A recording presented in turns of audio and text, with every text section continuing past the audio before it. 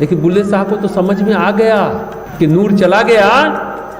फिर से उस गुरु के इंतजार में 12 साल बिताया। उनको कव्वाली पसंद है तो कव्वाली सीखा, कव्वाली गाया, हिजरा बन गया, हिजरा का बेस बना लिया। लेकिन हम सब क्या करते हैं, दोबारा रीस्ट्रक्चर करते हैं अपने लाइफ का, जीवन का पुनर्निर्धारण नहीं कर पाते।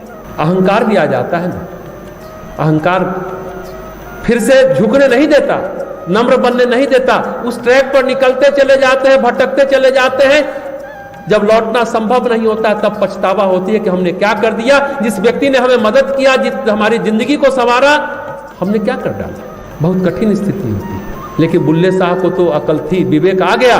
गलती हुई, गलती का पछतावा हुआ और उसका प्रायश्चित भी किया। उन्होंने कहा, हुजूर आपके इंतजार में 12 साल बीत गए। इनायत शाह ने क्या कहा जानते हैं?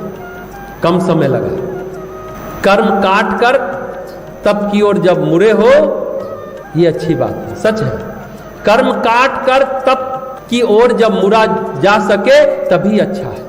कर्म काटने की जो विधि मिल जाए वो अच्छी बात है। और परमात्मा से मिलने के लिए लगा समय कोई भी ज्यादा नहीं होता। कितना भी लगे, 1 जीवन लगे, 2 जीवन लगे, 10 साल, 20 साल, 50 साल की बात क्या है। जो भी समय लगता है वो कम है परमात्मा से मिलने की बात, बड़ी बात है। परम पूज्य गुरुदेव भी कहते हैं कि जैसे हम लोग कपड़ा की रंगाई करते हैं, उससे पहले उसकी धुलाई करते हैं। बिना धुले हुए कपड़े पर रंगाई करने पर कोई तीसरा व्यक्ति कहे कैसा मूर्ख व्यक्ति है। बिना कपड़े को धोए, साफ किए उसकी रंगाई कर रहा है, कुछ दिन में कपड़ा मलिन हो जाता है। बिना शिष्य की पात्रता को सिद्ध किए, शिष्य के अंदर के सारे कसाय कलमश को हटाए सिद्धि दे देना, शिष्य तो बर्बाद होगा ही, गुरु की मूर्खता ज्यादा समझ में आएगी। परम पूज्य गुरुदेव कहते थे, इसलिए अपनी पात्रता सिद्ध करो, तब तुम्हें अनुदान वरदान मिलेगा। यही होता है। हम लोग भावना में बहकर किसी भी कष्ट परेशानी में गुजरते हुए लोगों की मदद करते हैं। आप मदद करें, लेकिन साथ साथ उसके पीड़ा निवारण की सेवा करें, उसके सुविधा संवर्धन की सेवा करें और उसके साथ साथ उसके पतन निवारण की सेवा करें कि वो दुख में क्यों है, वो कष्ट में क्यों चला गया।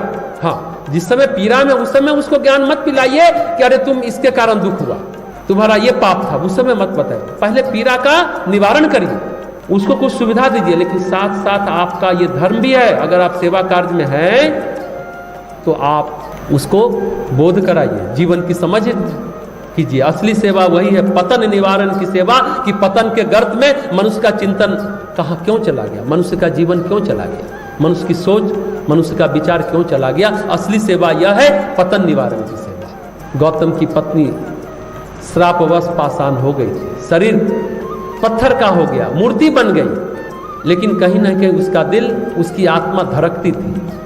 वो इंतजार था, धैर्य धारण किए हुई थी अहिल्या। कई बार धैर्य धारण करना पड़ता है, कई बार, लेकिन हम लोग धैर्य नहीं थे। जैसा हमने कहा ना, उपभोक्तावादी संस्कृति में अगर कुछ खत्म हो गया है तो धीरज, धैर्य, पेशेंस चला गया। इमीडिएट चाहिए, नहीं तो हम तुरंत ओवर रिएक्ट करते हैं, पैनिक होते हैं, चीखने चिल्लाने लगते हैं। तुरंत चाहिए धैर्य और विवेक। कहते हैं ये 2 शब्द नहीं है, इंसान के हथियार हैं जो इंसान की रक्षा करता है। धैर्य और विवेक हो तो जीवन सुरक्षित रहता है। जीवन इंसान का सुरक्षित नहीं रहता, विकसित भी होता चला जाता है, जीवन आगे बढ़ता चला जाता है। तो हमने कहा धैर्य, और किसने धारण किया? धरती पर गंगा लाने के लिए भागीरथ तप कर रहे थे। हम लोग सब यही जानते हैं कि भागीरथ ने तप किया तो गंगा स्वर्ग से धरती पर आई। सामान्य बात यही जानते हैं सब, इसलिए गंगा को भागीरथी भी कहा जाता है। अरे भागीरथ तो अंतिम करी थे, उसके पहले रघु, दिलीप जो राजा थे, जो धैर्य पूर्वक तप किए।